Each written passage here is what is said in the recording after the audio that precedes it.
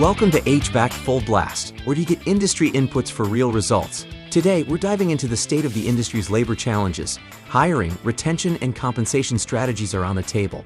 Join Mary Carter from Trane and Stephen Ross from Sandler as they share their experiences and discuss the dynamics of the evolving marketplace. Let's get started. Are you doing it? I don't know. I don't even remember what's it called again. Full blast. All right, here we Okay. go. Here we go. All right. Welcome back, HVAC Full Blast. I'm Mary Carter. He's Stephen Ross. And we're back. We're back. So good. So good to be chatting again. And I feel like when we first started this, we were both kind of like, oh my gosh, what are we going to talk about? And now every time we meet, we're like, I've got an idea. I've got an idea. Like there's plenty going on. Oh yeah. Oh yeah. I mean, I think the rate of change in our industry is dramatically different than it was when I first got into it. So constant change, lots of stuff to talk about for sure. For sure. I totally agree. It's as someone who's kind of always been in distribution sales, like, gone are the days where I just have a catalog and a list of features and benefits. And, I just like churn and burn widgets, right? There is so much more to it now, which is fun. That's why we do it, right? Yeah. So 2025, when we started the year, a little uncertain, like what were the changes going to be? And boy, have there been a lot. So as we kind of hit the second half of the year, you have a pretty unique position in that you see big parts of the country and kind of what's going on regionally. Like, what are some of the things that you've seen? One thing that always kind of stops me in my tracks is the way we're talking about unemployment, job retention, hiring practices. I've got too many employees. I don't hear that one as much. I don't have enough employees. Hear that one a lot. I wish I could hire more people. I wish I could do more jobs if I had more people. Can't keep an office person. There's just a lot. And, the unemployment rate has become such an indicator in the news as to what's going on with the economy. So, maybe as I'm maturing a little bit and paying attention to the news, I'm a little more keyed in, right, than when I was younger and looking for jobs myself.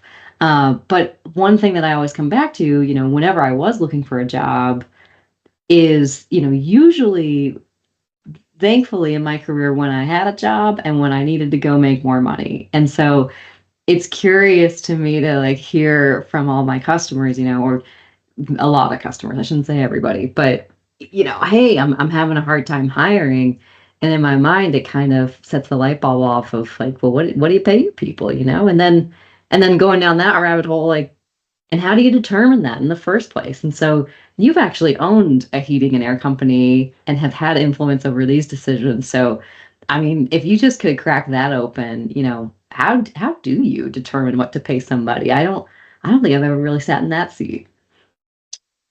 Yeah, I mean, pay scales. I mean, you have kind of the big industry problems, right? Which you hear things like the average age of a heating and air technician just keeps going up and up and up because there's not enough younger people coming into the profession, right? So we hear that. We hear nationwide the shortages of technicians, like how many short are we as an industry? And it's tens of thousands, right? So there's clearly an imbalance there. And then, so you got like the big picture, and then you got like the little picture, which sometimes is, hey, I'm at a small heating and air company. We've got 12 employees. Like, how do we compete with some of these bigger companies to, in terms of health insurance or benefits? Like, where do we go to find employees? I mean, how do we get a technician, So I think you got a lot of different angles to come at that problem, but certainly like figuring out how to pay employees is a big piece of that. Have you had any dealers get really creative? I've seen a lot of kind of incentive programs and a lot of spiffs, and inherently with sales roles, I think what's enticing to me about sales roles is the opportunity for those is, kind of as big as the company allows it to be, right? So that's why I like a sales role. But truth be told, it's kind of a guarded practice that people get a little bit shy to talk about. And yet we still hear the feedback of, I need more employees. I've got to find more employees. So they kind of go hand in hand. but one is hiding behind a curtain right now. Yeah. Yeah. Well, there's a couple, there's a couple ways to view that. And I think part of this is we have to figure out what's our risk tolerance as a business owner, and how are you going to manage that risk. And so with more risk, maybe more reward, but also if we're not managing that risk and it gets out of control, that's bad.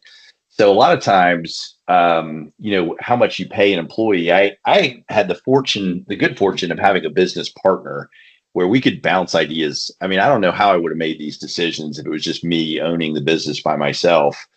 But sometimes we'd have a new employee that we're interviewing, or a potential employee, and they're like, "Hey, I want to make this," and it maybe is more than we were thinking we would pay.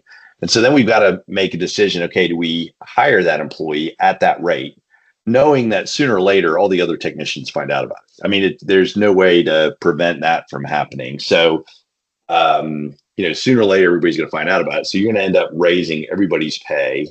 And so how do you structure that? So I think, what we learned is maybe the mantra that you've heard before, which is hire slowly and fire quick. So if you're going to pay somebody a ton of money to come work for you, they better be able to live up to what they're producing. And if they're not, well, you gotta end that in a hurry. I think that was one of our main lessons. And it's really hard to fire a technician when you're in the middle of this shortage and going, man, we don't have enough people. But I think that was one of those lessons learned, that the longer we were in business, the more we saw the downside of keeping somebody around who shouldn't be on the team. And that could have been for multiple reasons. But yeah, you gotta pull the trigger quickly if you're going to let somebody go, especially if you're paying them a ton of money to be there and they're not producing. So that was one lesson learned. Yeah, and then, you got to think about the culture of the organization, right? And, is that a good fit? And oftentimes, that's kind of like a gut feeling, right? You kind of know off the bat. But what would be things that you'd be hearing maybe from a candidate that would say, you know what, we should pay that person, this amount? Like, what kind of is the worthiness barometer, if you will, on, what, they're worth it? Yeah, I think you've got a lot of moving parts. So you've got your marketing budget, how much are you spending on marketing, and how many leads are coming in, and how's your sales team doing converting those leads? And then, I was looking at things like, what's our lead time? I mean, if a salesperson in June 15th sells a job, are we able to put it in the next day, or are we booked out 2 or 3 weeks? And what's the effect of that on that salesperson's closing ratio? So you could say, hey, this guy had a tough June. He only closed at 30%. Well, man, it's hard to close more than 30% if you're booked out 3 or 4 weeks. So sometimes it's looking at, hey, what's the capacity of the organization? Is it really set up to where we need somebody full time? Or is it like, well, we only need somebody 6 months out of the year when we're really busy? And how do you keep them busy the rest of the year? In our case, my partner and I had a year, 2022. I think in revenue, the total company, we did like 5.7 million, and maybe 2 million of that was install. But we were booked out a lot of the summer, and our install crews weren't that great. I mean, on an elementary school scale, I would say we were like C+ in terms of our quality with our install crews. And we were paying those guys, I would consider, pretty average pay. We certainly weren't near the top of the market. We were a small company. We had about 35 employees or so. So we weren't competing with the companies out there that had 100 employees or so.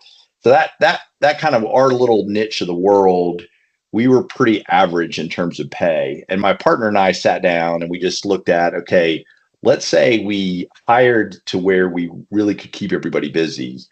And get to customers quickly. What does that look like? And really what we needed was another install crew full time, but we also needed to raise the quality of our install crews. I mean, we had lots of callbacks and so on. So when we look at what's the cost of not paying installers well, for us, there's pretty high cost. There's both the callbacks, that's a high cost. and then the opportunity lost. My sales team's having trouble closing things because we're booked out a couple weeks. And so we were paying installers. I'm going to shoot from the hip a little bit here, but at the end of the year, those guys probably made $65,000, $70,000 a year as a lead installer. And we said, okay, how do we get the best? We don't need to hire 100 installers, but if I need 3 lead installers that are just rock stars, what is it going to cost? Well, let's say instead of 70 grand a year, we paid them 100 grand a year. So times 3, that's an extra 30,000 a head. Times 3 is $90,000. Okay, so if I want to add $90,000 in labor cost to my installs, we're doing $2 million of install. How much more could my installs? How many more installs can we do? And so we actually decided to put together a comp package for our lead installers where they could make 6 figures. And it was bonus based. It was hourly with bonuses. And those bonuses were based on callbacks. Like, the fewer the callbacks, the bigger the bonuses and so on. And so we kind of went at it that way. And so the next year we had 3 install teams instead of 2. And I would say our install quality, we were about a B+, A-. And we went from 5.7 million in a year to 8.3, which is pretty good growth in 1 year. So that was, and it was really all out of the HVAC install department. Our service department didn't grow. We did a little plumbing, a little electrical. Those grew some, but that growth was specifically install. So I think in that case, we had to be willing to say, okay, what's it costing us to not pay the top of the market? And then the gamble is, okay, we're going to pay it, but now we got to see results. But we knew we had the marketing team in place. We knew we had the sales team in place. So it was a calculated risk, but it was still a risk. And then as those revenue levels rise, you're able to keep adding to the bench of maybe not necessarily people in marketing, maybe it's more program dollars, but spend and salespeople, like everything rises now all of a sudden, right? Yeah. I love the philosophy of looking at close rate versus capacity rather than just looking at close rate and saying, sales isn't doing their job, and they're out there not talking what I want them to talk about. Very easy to play the blame game rather than zooming out and saying, well, what's our capacity here? I think that's a really key note to consider. I mean, we do it in a manufacturing level, right? We'd love to produce as many units as we can and as possible, but at the end of the day, we got a square footage in a factory, and that's all we can stand up. So looking at capacity is a huge piece of the equation. I think it's a little harder. It's maybe easier with installers. I will say a couple things happened. One is we had some days where, let's say it's the spring, and we can't keep 3 install crews busy all week long. Those guys were happy to take a day off. I mean, they would rotate around. We would plan, to give some guys days off on Mondays or Fridays, so they had some 3-day weekends, and so. Obviously they're not getting paid when they're not there, but they made enough money during the busy season that they were actually okay with that. And then they were fresher. So when they hit the summertime, the next summer, they weren't coming into summer exhausted. They were coming into summer going, all right, we're ready to work and make some money, because they were only really working 4-day weeks through some of the slow months. So it really provided some pretty good benefits all around. Our install department improved dramatically, and it was a dramatic pay increase for sure. But we saw some pretty far-reaching benefits from just that one initiative. So that was definitely worth tackling. One of the other things that, and maybe you've seen this too, where a heating and air company sells to somebody else, and the new owner comes in and they instantly raise the price 20%, and nothing bad happens. Have you noticed that before? Oh, it's like, magic, right? We just come in, news price book, and everyone just lives on their day. No, of course we've seen that. That's not how it goes. It's a big upheaval. Yeah. Yeah. But what's crazy is the upheaval is, I mean, it's psychological. It's in the heads of the technicians. It's in the heads of the salespeople, right? But from the consumer standpoint, it doesn't make a big difference. I mean, it can certainly, I mean, that when you talk about installs and big prices, but if you're charging $450 for a repair, instead of charging $450, you charge $490. I mean, is that really going to make or break that homeowner doing that repair? That's a 10% price increase, right? Did that make a big difference? Probably not. And so while we go, oh my gosh, 10% price increase, that was enormous. Like on the buying side, they're like, all right, it was more than I would have paid last year, but I get it. And I think one of the things is we have less, I mean, the economics professors would call that like pricing elasticity, right? Like how sensitive are we to pricing? We are more sensitive than our customers are. We think like small price increases are monstrous and that the homeowners don't necessarily see it that way. And so I think the other thing is, if you are going, oh my gosh, I'm having trouble finding technicians. Well, what if you added, and I'm going to make up a ridiculous number, what if you paid them $10 an hour more or $15 an hour more or $20 an hour more? And you go, well, wait, I can't do that because I won't make any money. Well, you can do that. You just have to raise your pricing. And I think that's what we see as sales coaches. This is me putting my sales coaching hat on. Is, if you're like, well, hey, there's a shortage of technicians. I mean, this is just supply and demand. Okay, well, when demand is higher than supply, what happens? Pricing increases. And so if you as a heating and air contractor, you don't keep up with those price increases, what happens? Well, your rock stars are going to leave and go somewhere else. And the only guys that are going to stay are the guys that aren't that good. And now you're left with a company full of guys that aren't that good that couldn't leave. And so your quality as a company goes down, and that's a little bit of a death spiral. So I think we have to be nimble enough to say, hey, it might be time not just to increase my price book because the equipment's more expensive or the parts and supplies are more expensive, but you might need to update your price book in terms of your flat rate or your labor rate throughout the year as well as your labor gets more expensive. Because if you're not keeping up with that price increase, you're going to lose the labor war for sure. Yeah. So I think it's zooming out a little bit. I like that. I think that makes a ton of sense. I think where that thinking kind of maybe pulls at the hamstring is homeowners in general are pretty out of touch with what they think a system is going to cost, right? I think I've asked this to lots of classes that I've been at, but how much does the average homeowner think a new system costs? Not even should cost, but what do they think it costs? And usually I get a response of $5,000, right? And if I could sit down with all my realtor friends and tell them to please stop telling people to budget $5,000 for heating and air conditioning, I would. Because I think that's where they're getting at, but that's just a hunch. But so we've got the homeowner consumer who doesn't live in the HVAC world, who's not up to speed on what a real new system costs and is capable of, and features and benefits, all those things. And so inherently, there's like the fear that no matter what I show them, even if it's my single stage low offering, I'm afraid that I'm already coming in too high, and therefore I drive down to the bottom, right? And like just getting over that initial fear or jump off point is only going to make you stronger as a sales organization, because at some point the prices rose, right? The technology rose, the refrigerant changed, the insides changed, you've got competitive advantages. Everything came up except your price. Like, no wonder your quality tanked, right? Talking hypothetically to a business owner here. So I think kind of taking that hard look at what can my market handle in terms of price, what's realistic, and what do I need to be able to handle in terms of price to keep the quality and the level of excellence around that I want. Those are two big, like you said, zoomed out exercises that will really make or break your year.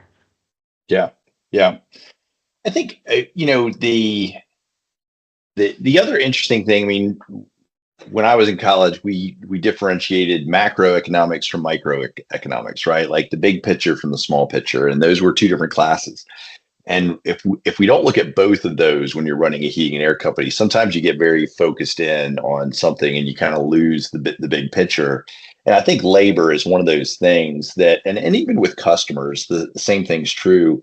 I don't, if the whole market, let's say the whole heating and air market contracted one year, and let's say it was a big number, like 5%. Well, that's enormous if you're in the manufacturing space and so on, right? But if you're running a heating and air company, like, does it mean you're going to have a little bit of a slower year? Maybe.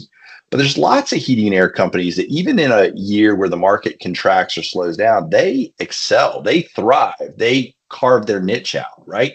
And so from the macroeconomic side, you might go, oh my gosh, consumer spending's down or consumer confidence is low. And like, is that realistic? Yeah. I mean, that's really what's going on. But, if you've got a heating and air company with 30 employees and you're doing 500, 600 installs a year, or whatever that comes out to, I mean, you could still get 500 installs out of your market, even if the whole market contracts. You just got to be better at finding your niche and going and getting them. So, you from a pricing standpoint, it's okay to say, hey, we're going to shift the culture of the company a little bit and go after that higher tier customers because they're still out there. There's still going to be people with money. There's still people making money. There's still people getting raises. There's still people getting bonuses, and those people want to live comfortably in nice houses. And so you just got to go find them. I mean, you just got to get better at it. So, yeah, but with labor and hiring, it's risky. And the more you pay, the more risk you're taking on as a business owner. And so you got to pay attention to it, and you better be able to capitalize on that risk. And if you have to raise what you're paying in order to get top talent, you got to raise what you're charging to keep that going. Absolutely. Those two things go hand in hand. So how do I go about, I'm going to go, I'm changing my business mindset. I'm going to go after that higher end customer. That's what I'm doing. But how do I find top tier talent? Like what does that search process look like? Where do I even start? That's, I think, where I've seen more ads recently for job searching services for companies to advertise on. And it's a really interesting ad, in my opinion. Like, wow, that's a really niche platform to be putting onto major advertising circuits, but it's there. Yeah. I think as we grew, I mean, when we were small, we didn't even have an HR person. And then finally we grew to the point where we could have an HR person, and really probably half of her job was recruiting. But I didn't want to delegate that just to her and make her responsible for that, because we've got a lot of moving parts. So, to some extent you have to say, okay, well, who's going to do the recruiting, and where's the effort coming from, and where are we going to spend that effort? And this just non-HVAC, what do we at Sandler tell sales managers? We tell sales managers they need to allocate probably 15 to 20% of their time to be recruiting, even when they don't have an open spot to hire. You need to have your feelers out in the market and who are the top performers and who's out there. And if you don't know, then when you do have an open spot, how are you going to go recruit somebody? Are you just going to wait until you get a bunch of applications in and you pick the best one? Or will you say, oh, I got an open spot, I know who I want to fill that spot, let me go get that guy or that woman, whoever that is? So I think we need to adopt that mentality a little bit in the heating and air industry. And so we put that on our service managers. I had a plumbing service manager, heating and air service manager, electrical service manager. And so part of their job description is they've got to go to local tech colleges and we did career fairs and get out there and do it and go meet people, because if we don't, then when we have an open spot we got to fill, we're just dependent on Indeed, sending us resumes. That's a terrible way to hire. So you got to be proactive. So what do I, as a business owner, have to do? I have to recognize, hey, if I want 10% of my service manager's time to be in recruiting, well, that's 4 or 5 hours a week. Yeah. That's a big commitment. And so we as a business need to adjust to where he's got 4 or 5 hours a week to put into recruiting and talking to people and picking up the phone and calling guys he worked with 5 years ago and just kind of getting the word out there that, hey, we're hiring and we're growing. So it's culture. I mean, we say that a lot. What does culture mean? Well, culture means you got to plan for it. You got to make time for it, make space for it, pay for it. And so I think you're always recruiting, always networking. Yeah, I agree. I think that when you empower your employees to have that time to do it, I think they do it. It's not like always just a checkbox activity. I think people genuinely like having a sense of pride in where they work, and whenever you can, like, score a referral or help a family member get a connection with another, that's a good feeling. That's a really good feeling. I know personally I've helped people, get to that interview. Now they got to do the interview, right? I don't get them the job, Right. but and it's always such a rewarding feeling when, we get to catch up and say, hey, I met them and we're thinking about it. And sometimes it goes great and sometimes it doesn't. Like it's not always guaranteed. But anyway, it's a good feeling. It's a nice feeling. So, and along those lines, having pride where you're working and, in how you're recruiting and referring, Trane has a pretty intriguing program with the trade warriors. And it's incredibly unique. Have you come across that in your markets at all? Yeah, in fact, I'm in South Carolina. We have a pretty large military presence here. We've got Fort Jackson outside of Columbia. We've got bases along the coast. So, like, it's we've got an Air Force base as well. So, lots of veterans in our area. Lots of people retire to South Carolina out of the military. So, it's a huge opportunity. Trade warriors is a good opportunity, but just veterans in general was another huge opportunity for us, of people who are trained, have good skill sets. They may not have the exact skill set that we're looking for, but they're good with tools, they're good with their hands, they're good at program or running a process. So yeah, it's a huge recruiting avenue here for sure. Yeah. And well, the program is really built around taking a person who is now, in the position to exit the military and preparing them for a career in HVAC, specifically on the technician side of the house. But who's to say that that person doesn't grow and become more within your organization? But the reason why I say specifically the technician side is because we'll actually train them with a curriculum that leaves them licensed and able to work on systems day one after they graduate the program, which is a huge advantage, to anyone who is looking for technicians to hit the ground running, right? We need to have them certed up, ready to go. Maybe they own a few of their own tools already, right? And they know how to use them. So it's an incredible program, small investment from the dealer up front, but, working with your trained account manager, there's lots of good programs to help you find those recruits, bring them into your organization. And in general, what we've really found is, that's somebody that really wants to be there, right? They had a paycheck in their military environment and now they're transitioning out and they still want a paycheck. So that's a good thing. That's something that we love, being able to create an avenue where we can give back to service members who literally have served us. I think there's two other avenues that are related to that. One, again, I think this goes back to networking a little bit and just being willing to kind of get out of your chair a little bit, drive down the street, go meet somebody. But our local chamber of commerce was very integrated with the military community as well.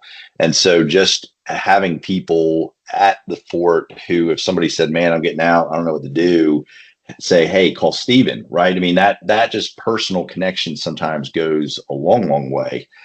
The other group that it fits right in with that is that I think every state has a workforce development board that gives grants for training. And so if you don't know about that in your state, that is something to absolutely go find out, because there's federal money that gets handed to the states. The states then divvy it up and can allocate it how they see fit. A lot of times in theory, let's say there's a manufacturing plant shutting down and those people know how to make cameras. Well, it's shutting down. Those people are going to lose their jobs. We've got to retrain those folks for what jobs are out there in the marketplace. And so that's where a workforce development board comes in and provides those training grants. So if you've got a program, we use that at our company, and we weren't a big company, but to say, hey, we'll take some of those folks that are getting laid off and retrain them for our industry. Will you give us some money to do that? We were able to get some grant money that way. So I think both of those were really key for us in terms of finding talent, maybe not skilled in our industry, but talent that we could train and they could learn pretty quickly and get on board. So That was a big help for us. I really respect the idea of recruiting is not necessarily just HR's job. That really Oh is yeah.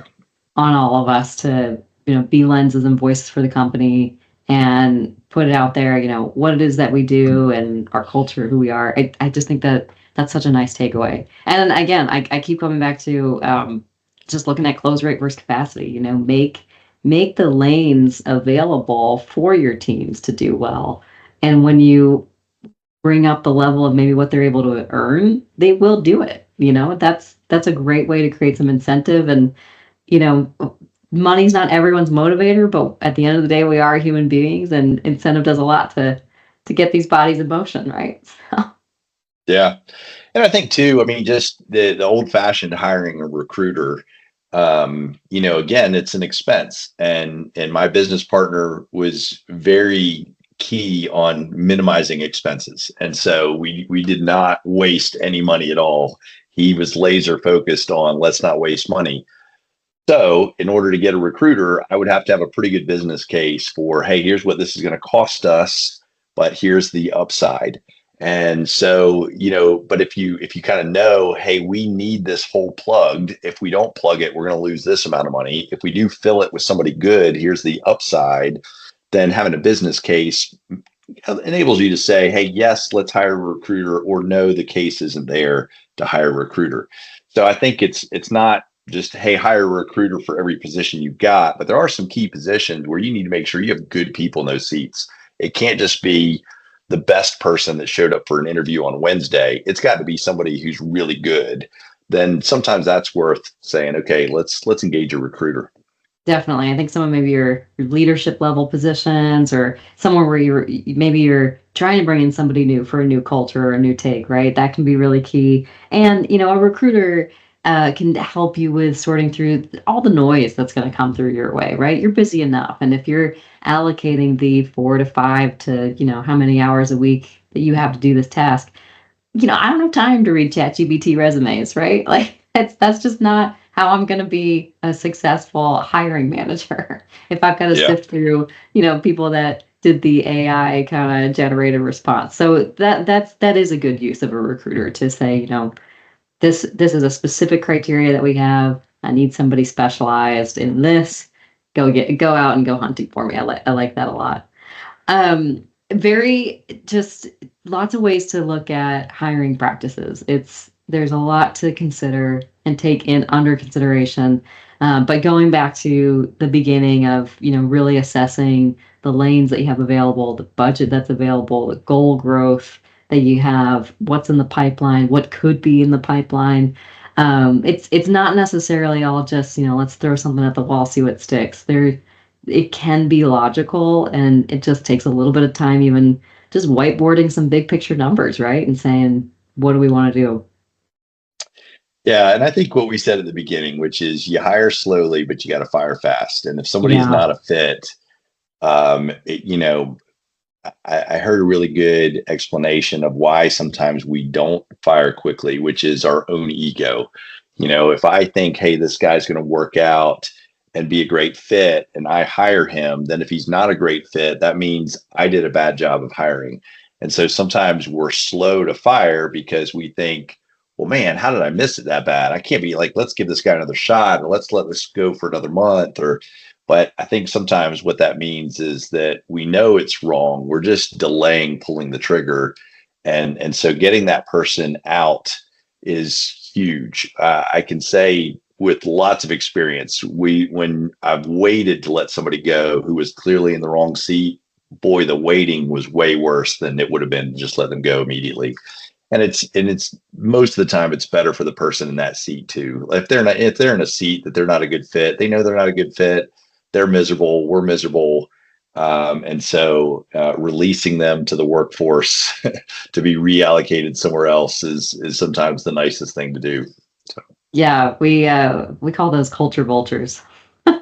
Culture vultures, I like it.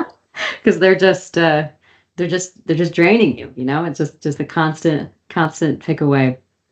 Well, that is that's about all I had on that one. Unless you have anything to add, Stephen, I think I think we've got a Sound lot to good? sort of mull over here. Yeah, sounds good. Excellent. All righty. Good Well, talking to you, Mary.